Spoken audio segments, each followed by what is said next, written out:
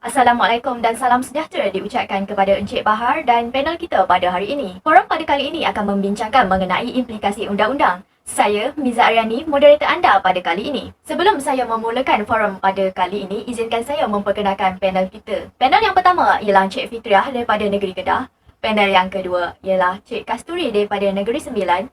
Panel yang ketiga ialah Cik Miza daripada Negeri Johor.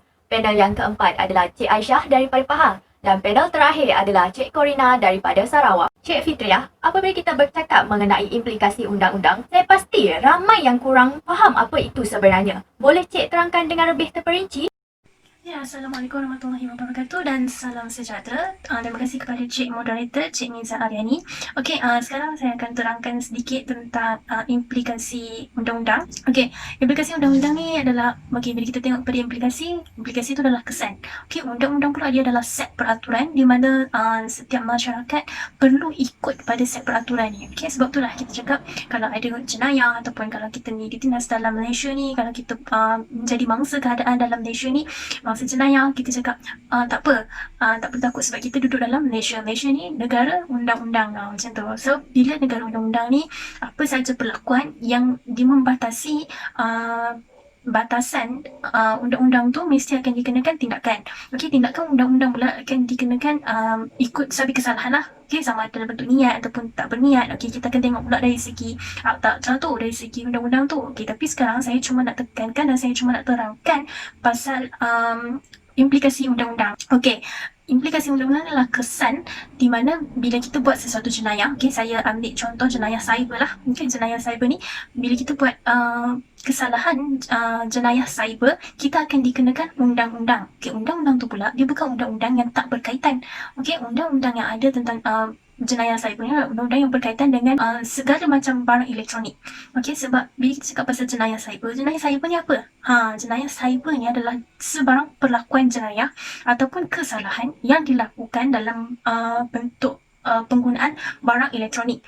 Okey, tak kisahlah kita yang tulis ke, kita yang sebarkan ke, kita akan menjadi salah seorang pesalah di mana kita menyebarkan berita palsu ataupun kita jenayah bully cyber ataupun kita juga dalam scammer. Apa saja bentuk penggunaan teknologi maklumat ini adalah satu kesalahan cyber ataupun jenayah cyber. Okey, sebab itulah sekarang ni bila kita tengok orang tak ada kesedaran. Okay, kita tak ada kesedaran pun tentang jenayah cyber ni.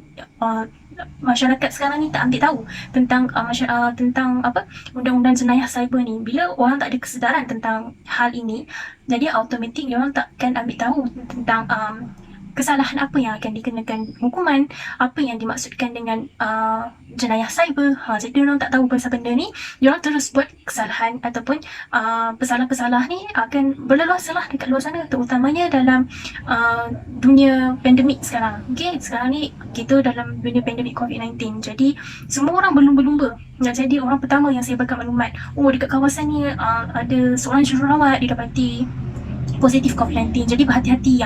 Kita tak tahu pun kesahihan dia. Okey, jadi bermula dari seorang ni yang sebarkan maklumat tentang kesalahan ataupun maklumat yang tidak sahih ni. Lepas tu orang lain pula yang baca ni, aku pula jadilah orang first yang dapat tahu maklumat ni. Dia pun pergi sebarkan maklumat ini. Jadinya dia pun akan didapati bersalah kerana dia berkomplot ataupun dia bersubahat untuk melakukan jenayah ini. Itu yang dikatakan jenayah cyber. Jadi kita semua kena berhati-hati dalam nak sebarkan maklumat yang tak sahih lagi. Okay, yang pasti kita kena follow lah, kita kena ikut, kita kena buat dulu research dekat mana-mana portal ataupun dekat sumber rasmi untuk pastikan kita punya maklumat tu, apa yang kita sebarkan tu adalah yang rasmi, yang sah. Okay, jadi implikasi undang-undang ni adalah sangat penting di mana kita menjaga hak orang lain dalam masa yang sama untuk menjaga keamanan dalam negara. Okay, itu saja dari saya. Sekian, saya serahkan kepada Cik Moderator kita. Terima kasih Cik Fitriah. Saya beralih pula kepada panel kedua. Boleh saya tahu apa isu yang berkaitan dengan jenayah cyber yang boleh membawa kepada implikasi undang-undang? Dan jika boleh, berikan sekali faktor aktiviti tersebut berlaku. Baik, selamat sejahtera semua. Nama saya Kasturi dan saya akan menerangkan tentang isu dan faktor berlakunya jenayah cyber. Terdapat beberapa isu yang berkaitan dengan jenayah cyber yang membawa kepada implikasi undang-undang. Antaranya ialah cyberbully, Macau scam dan juga penyebaran berita palsu. Isu yang pertama ialah cyberbully yang merupakan jenayah cyber berkaitan dengan kegiatan memalukan, mengancam dan mengunggut seseorang individu melalui email, laman web sosial dan medium elektronik seperti telefon pintar dan komputer. Terdapat beberapa jenis pembulian cyber di Malaysia. Antaranya ialah menyebarkan kabar angin yang tidak sopan mengenai orang lain serta menggunakan profil yang palsu untuk membuli seseorang dalam media sosial. Jenayah cyberbully ini merupakan kesalahan di bawah Akta Jenayah Komputer 1997. Isu yang seterusnya ialah Macau scam yang merupakan jenayah penipuan yang melibatkan kewangan yang semakin berleluasa di Malaysia.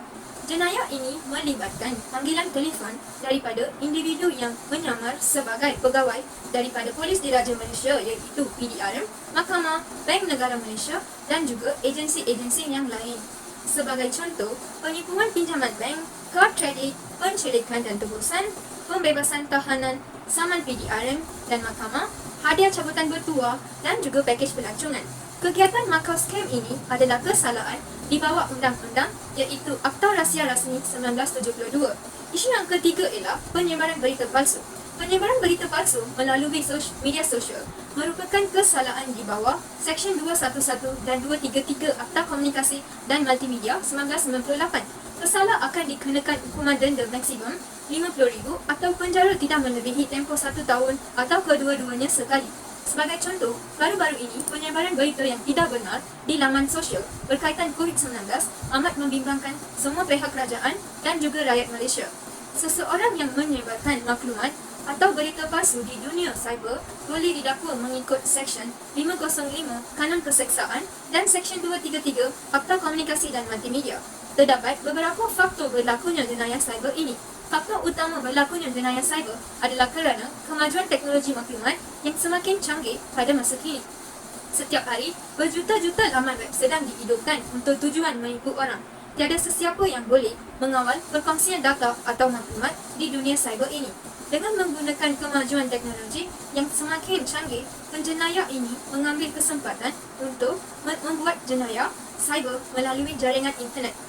Faktor kedua berlakunya jenayah cyber adalah disebabkan oleh kelalaian atau kecuaian masyarakat Malaysia yang tidak peka terhadap privasi maklumat. Sebagai contoh, terdapat beberapa orang yang suka berkongsi kata laluan dengan orang lain dan menggunakan kata laluan yang lemah. Begitu juga dengan masyarakat yang mudah percaya terhadap sebarang tawaran yang diberikan melalui internet. Itu je daripada saya. Terima kasih. Terima kasih Cik Kasturi.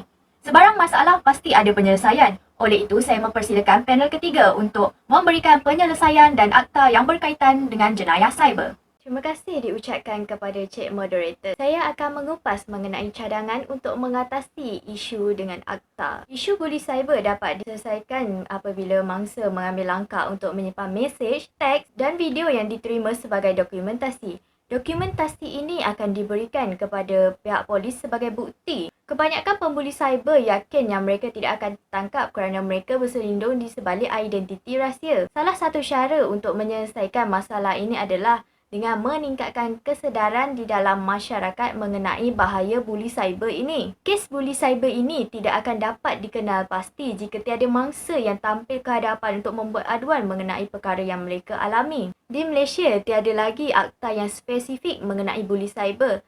Tetapi terdapat akta lain yang boleh digunakan seperti Akta Jenayah Komputer 1997 dan Akta Komunikasi dan Multimedia 1998 Seksyen 233-1 untuk penyalahgunaan internet. Pihak keluarga dan ibu bapa juga perlu mengambil maklum sekiranya terdapat ahli keluarga yang menjadi mangsa buli cyber. Seterusnya adalah cadangan untuk mengatasi isu Macau scammer. Yang pertama sekali, kita janganlah mendedahkan maklumat peribadi seperti nombor bank, kad kredit ke halayak yang tidak dikenali. Individu lain tidak berhak untuk mengetahui maklumat peribadi orang lain. Sekiranya terdapat mangsa yang menerima panggilan daripada sindiket Macau scammer, jangan panik dan jangan terus mempercayai panggilan pelik tersebut. Mangsa boleh menyalin nombor telefon, mangsa boleh mengesan dan memeriksa nama dan nombor telefon pemanggil di laman web scam.my. Selain itu, untuk memeriksa nombor akaun yang diberikan oleh pemanggil Macau scammer, Mangsa boleh memeriksa di dalam web Semak Mula. Portal Semak Mula ditubuhkan oleh Jabatan Siasatan Jenayah Komersial Persekutuan yang dilancarkan pada tahun 2019. Mangsa penipuan tidak perlu takut atau malu untuk tampil ke hadapan membuat laporan sekiranya mengalami gangguan daripada makau skamer. Terusnya, Pesuruhjaya Perlindungan Data Pribadi menerima aduan oleh individu yang data pribadinya dilanggar orang lain di bawah peruntukan Akta Data Pribadi 2010. Oleh itu, penjenayah makau skamer boleh didakwa di atas kesalahan yang dilakukan kerana sekiranya terdapat bukti kukuh. Peningkatan jumlah aduan berita palsu menunjukkan bahawa masyarakat Malaysia lebih sedar untuk tidak menyebarkan berita palsu dan berita yang tidak disahkan. Masyarakat perlu bertindak dengan lebih bijak untuk memilih info yang lebih tepat. Kerajaan telah mengambil inisiatif untuk mengembangkan sebenarnya.my untuk memastikan hanya berita dan maklumat yang tulis saja sampai kepada masyarakat Malaysia. Berita sama ada atas talian atau cetak dikumpulkan, dianalisis dan disahkan dan disiarkan di dalam portal tersebut untuk maklumat awam. Berita palsu yang viral pula akan diambil tindakan. Seterusnya, masyarakat perlu memeriksa latar belakang penyebar berita tersebut. Lebih-lebih lagi apabila perkongsian melalui laman sosial. Sekarang, terdapat banyak penyebaran maklumat palsu mengenai penyakit pandemik COVID-19. Berita palsu ini boleh menyebabkan panik di dalam masyarakat. Akta Berita Palsu 2018 memperuntukkan kategori kesalahan yang boleh dikenakan denda maksimum sebanyak RM500,000 atau 10 tahun penjara kepada penjenayah yang menyebarkan berita palsu. Terima kasih, Cik Miza. Cik Aisyah, Cik ingin menambah sedikit mengenai cara-cara menyelesaikan masalah cyber ini? Terima kasih Cik Miza di atas penerangan itu tadi. Jadi untuk saya pula, saya akan membentangkan idea dan cadangan untuk menyelesaikan masalah jenayah cyber ini berkaitan dengan isu dan akta itu sendiri. Jadi dalam menyelesaikan masalah berkaitan dengan isu jenayah cyber, penipuan atas talian dan berita palsu, beberapa cadangan telah dikira pasti dalam membendung masalah ini daripada terus berlaku. Hal ini sejajar dengan kehendak orang ramai dan juga kerajaan untuk memastikan isu ni berkaitan ini dapat dikawal ataupun boleh dikurangkan. Jadi yang pertama adalah dengan melaporkan aduan berkenaan dengan gejala tidak memudarai ini yang semakin berleluasa kepada pihak yang lebih berkuasa seperti Polis Diraja Malaysia PDRM dan juga Suruhanjaya Komunikasi dan Multimedia Malaysia 1998, iaitu dalam singkatannya kita panggil MCMC. Hal ini membolehkan pihak atasan mengambil tindakan yang sewajarnya kepada pesalah laku tersebut yang melaporkan jika terdapat bully cyber di mana-mana platform media sosial seperti Facebook, Twitter dan Instagram dan juga tempat-tempat lain. Begitu juga dengan penyebaran maklumat palsu dan penipuan atas talian. Sebabnya gejala tidak memudarai ini perlu dilaporkan dan juga kita tak nak supaya masalah ini terus berleluasa dan juga tersebar di ramai orang. Jadi adalah dengan ini lebih baik untuk melaporkan aduan tersebut ke laman web yang sahih ataupun laman web yang boleh dipercayai seperti laman web MCMC yang akan merujuk juga kepada Akta Komunikasi dan Multimedia Malaysia 1998 berkenaan dengan peruntukan kesalahan penyalahgunaan internet tersebut. Yang kedua adalah dengan memperkasakan undang-undang dan akta. Contohnya akta yang kita guna adalah Akta Komunikasi dan Multimedia 1998 itu sendiri bagi membendung masalah jenayah cyber, penipuan atas talian iaitu kita panggil scammer yang semakin berleluasa, contohnya makau scam dan juga penyebaran berita palsu. Penyebaran berita palsu ni mudah mendapati yang berita palsu disebarkan melalui media sosial kerana ramai pengguna media sosial pada masa kini. Jadi MCMC itu sendiri perlu mengkaji undang-undang dan akta dengan lebih telus dan diperinci lagi supaya tidak akan ada golongan yang tercicir daripada tindakan pihak berkuasa maupun rakyat biasa ataupun golongan berada, golongan elit atau VIP itu sendiri. Oleh itu, akta yang sedia ada ini akan menjadi rujukan, iaitu akta yang kita guna, Akta Komunikasi dan Multimedia Malaysia. Hal ini juga ia perlu dimantapkan agar keselamatan dan kesejahteraan negara kita dapat dijaga dengan selamat dan juga terjamin. Tambahan pula adalah lebih baik untuk pakar-pakar teknologi yang ada di negara kita bergabung bahu dalam memberi idea atau buah fikiran yang baru dan segar untuk merangka undang-undang yang baru agar dapat diperkenalkan dalam usaha kita untuk mengekang jenayah cyber ini daripada terus berlaku. Hal ini kerana masih terdapat lagi masyarakat yang kurang peka akan tindakan yang akan dikenakan sekiranya mereka terlibat dalam gejala tidak baik tersebut. Yang ketiga adalah dengan menyebarkan poster, risalah dan mengadakan kempen kesedaran kepada orang ramai untuk mengangkat isu ini. Kempen menerusi penyebaran iklan di media sosial serta tabloid-tabloid atas talian perlu diperluaskan untuk memastikan maklumat yang disampaikan dapat diterima oleh masyarakat, terutamanya yang kurang ilmu pengetahuan tentang bagaimana nak menggunakan teknologi pada masa kini. Hal ini kerana masa ramai yang arif dan tidak tahu banyak ilmu dan kebaikan tentang teknologi dan undang-undang berkaitan dengan teknologi masa sekarang lah. Jadi isi kandungan daripada Akta Komunikasi dan Multimedia Malaysia 1998 itu sendiri perlulah disebarkan kepada orang ramai sebagai rujukan tambahan setiap poin-poin ataupun undang-undang yang ada dalam Akta Komunikasi dan Multimedia Malaysia 1998 itu sendiri. Masyarakat Malaysia juga, kita sendiri perlulah bijak dalam menggunakan media sosial ataupun aplikasi teknologi masa kini supaya kita sendiri tidak terjebak atau terlibat secara langsung ataupun tidak langsung dengan jenayah cyber penipuan atas talian. Hal ini kerana modus operandi dan taktik-taktik yang digunakan oleh penjenayah cyber adalah sentiasa berubah dan mengikut keadaan semasa ini, dan masyarakat perlulah sentiasa peka dan berhati-hati dengan taktik tersebut supaya tidak terjebak dengan mereka sekali. Itu sahaja daripada saya. Sekian, terima kasih. Kita sudah menghampiri di penghujung forum. Oleh itu, saya mempersilakan Cik Corina untuk menyimpulkan topik perbincangan kita pada hari ini. Hai, nama saya Corina Kelina Analuat. Terima kasih moderator kita hari ini. Okey, saya sangat bersetuju dengan pendapat yang dikeluarkan oleh para panel yang lain tentang topik yang kita bincangkan hari ini, iaitu implikasi undang-undang. Okey, sebagai kesimpulannya saya ingin tekankan di sini, undang-undang dalam komunikasi telah memberikan beberapa kesan, terutamanya dalam mengawal jenayah berkaitan dengan jenayah komunikasi khususnya di Malaysia. Seperti yang kita tahu sekarang ini, teknologi yang kita gunakan setiap hari juga semakin hari semakin canggih. Hal ini yang menyebabkan kita sukar untuk mengawal sebarang jenayah yang berlaku, terutama sekali dalam penggunaan media sosial setiap hari. Serangan yang datang tanpa kita duga sewaktu kita menggunakan teknologi tersebut telah memberikan kesan, iaitu menyebabkan satu kerugian yang sangat besar dan memberikan impak negatif terhadap hidup kita. Dapat beberapa jenayah yang kita lihat dan kita tahu yang berlaku di sekeliling kita, seperti jenayah cyber, makau skamer dan penyebaran berita palsu. Ketiga-tiga masalah jenayah cyber ini adalah sangat bahaya dan sangat memerlukan untuk kita sendiri mengawal dan menjadi tanggungjawab semua pihak. Di sini saya ingin tekankan bahawa semua pihak, bukan sahaja ahli yang golongan yang orang atasan yang bertanggungjawab untuk mengawal menggunakan undang-undang tersebut, namun ia bermula daripada kita sendiri. Kita sebagai pengguna media massa tidak sepatutnya berharap 100% kepada undang-undang untuk melindungi kita setiap hari daripada terkena ancaman jenayah komputer ini. Kita juga sebagai pengguna perlu tahu dan akan tanggungjawab kita ketika menggunakan media sosial tersebut. Jika ianya tidak bermula daripada kita sendiri untuk menjaga maklumat pribadi kita, oleh itu ilmu dalam penggunaan media teknologi adalah sangat penting kerana ilmu tersebut dapat memberikan kita kesedaran dan dapat mengawal tindakan kita setiap hari ketika menggunakan media sosial. Kita tidak dapat nafikan bahawa setiap hari ada terjadinya masalah seperti cyberbully, makau skamer dan berita palsu. Ketiga-tiga jenayah ini sangat bahaya jika kita tidak membendungnya dari awal.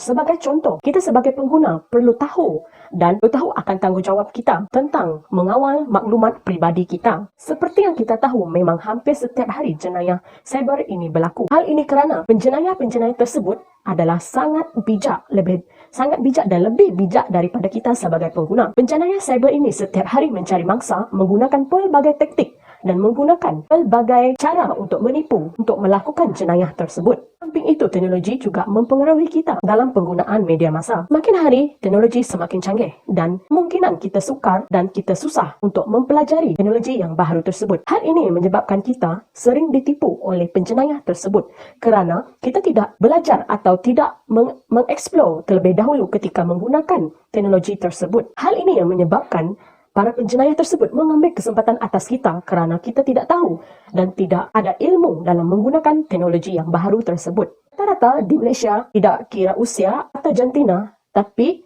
kebanyakannya adalah golongan tua. Golongan tua ini kurang mengambil berat akan penggunaan menggunakan media atau menggunakan teknologi yang baru ini. Hal ini yang menyebabkan golongan ini telah ditipu oleh para penjenayah ini. Oleh itu, jika kita tidak bendung masalah ini daripada terus berluasan, maka masalah ini akan lebih teruk lagi daripada sebelum ini. Terus saya menyeru rakyat Malaysia untuk lebih bertanggungjawab dan lebih prihatin terhadap masalah ini. Dengan adanya undang-undang di Malaysia yang juga membantu kita untuk membenteras jenayah ini. Tetapi, kita tidak nafikan bahawa undang-undang tersebut adalah sangat berkesan dan membantu kita. Tapi jika kita sendiri tidak berusaha untuk membendung masalah tersebut, maka undang-undang tersebut tidak berguna.